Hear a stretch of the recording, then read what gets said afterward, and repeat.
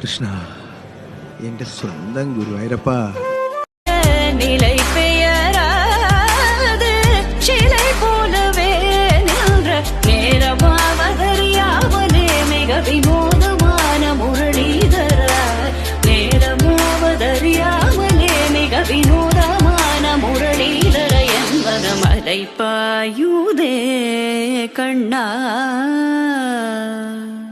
அலை பாயுதே கண்ணா, என் மனமிக அலை பாயுதே உன்னானந்த மோகன வேணுகானமதில் அலை பாயுதே கண்ணா.